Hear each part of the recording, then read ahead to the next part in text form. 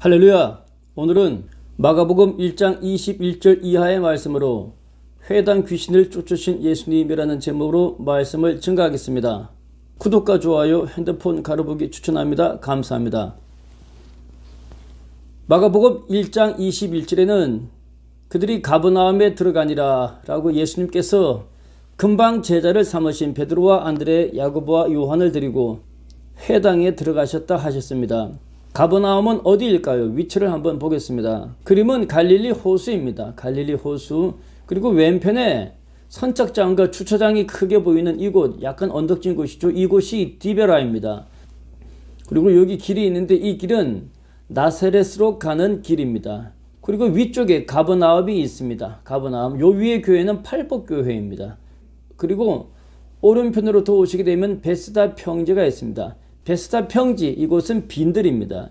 이 빈들에서 예수님께서는 무리들에게 오병이어의 풍성한 은혜를 베푸신 것입니다. 우리 인생이 빈들이라 하더라도 예수님께서 허락하여 주시는 풍성함을 기대하시길 축원합니다. 그리고 베스다 평지 밑에 거라사 절벽이 있습니다.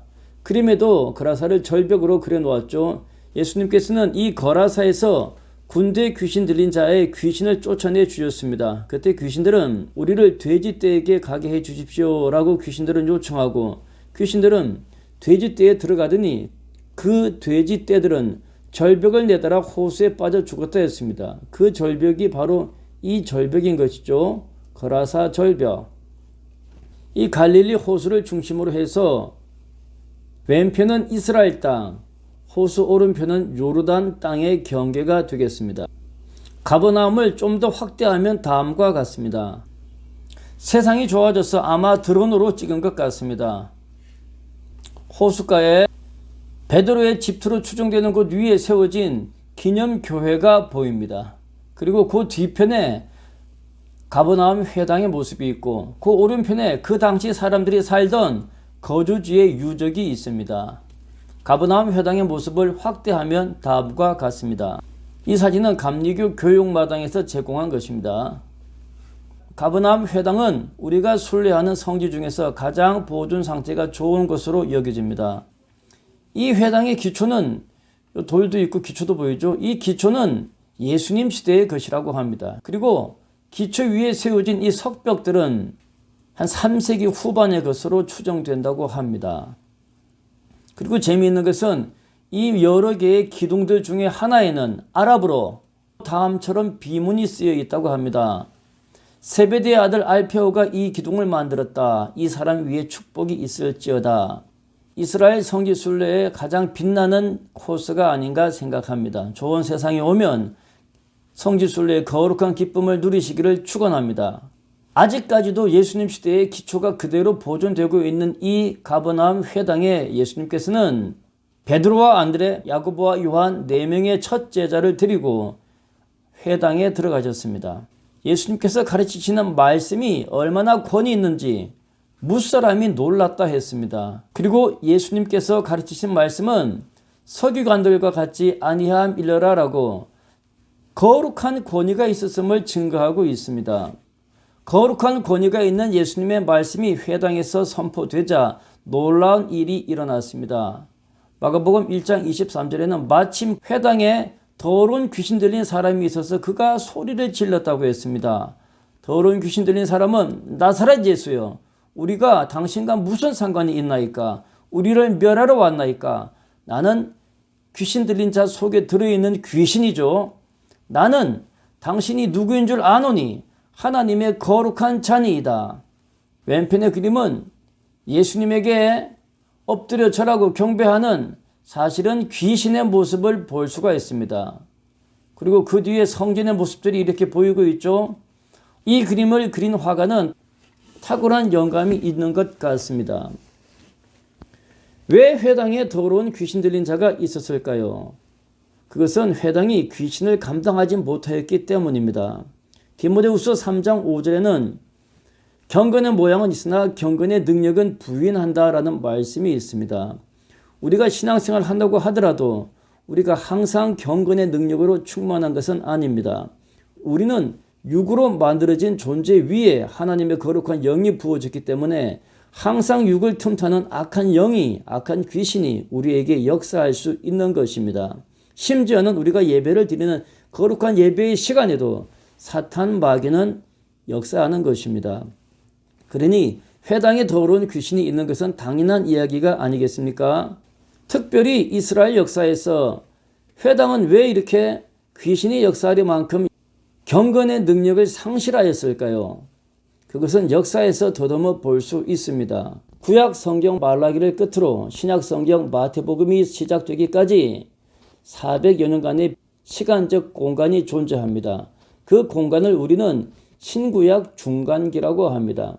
역사적으로 보게 되면 바벨론 포로 이후에 그리고 예수님이 오시기 전까지 그 시기가 되겠습니다. 왼편의 그림은 아테네가 보이고 페르시아 제국이 보이고 이집트가 보입니다.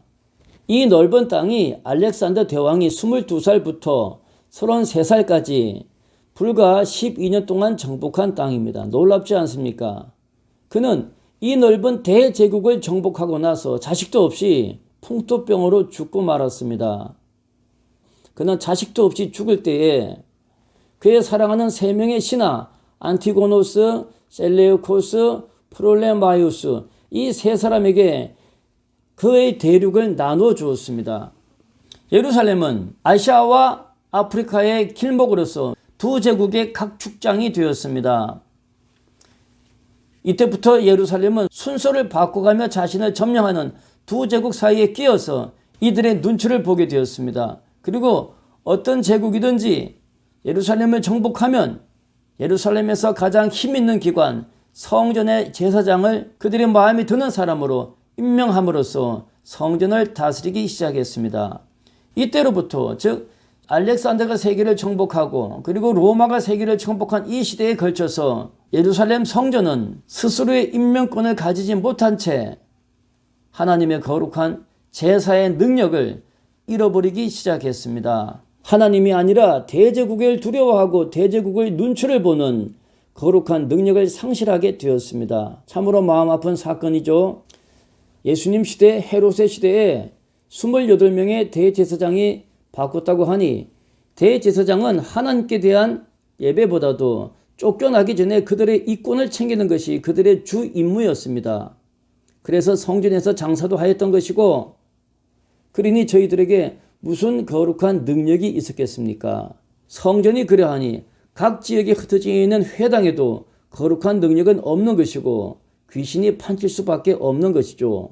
거룩한 능력을 상실한 회당에 예수님께서 나타나셔서 말씀을 가르치시니 그 말씀을 들은 무사람이 예수님의 말씀에 예수님의 교훈에 놀라는 것은 당연했습니다. 이는 예수님께서 가르치는 것이 권위 있는 자와 같고 어떤 권위입니까? 하나님의 거룩한 말씀의 권위인 것입니다. 그리고 영적 권위를 잃어버린 서기관들과 같지 아니하였다는 것입니다. 말씀과 기도에 깨어 있어서 거룩과 경건의 능력을 잃지 마시기를 권면합니다.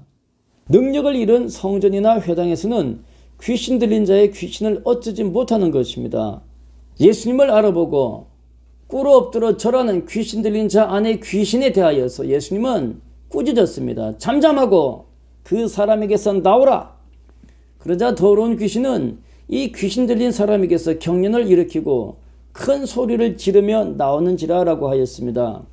우리 속에는 악한 습관으로부터 악한 생각과 악한 감정 이러한 것들이 끊임없이 우리 속에 잠들어 있습니다.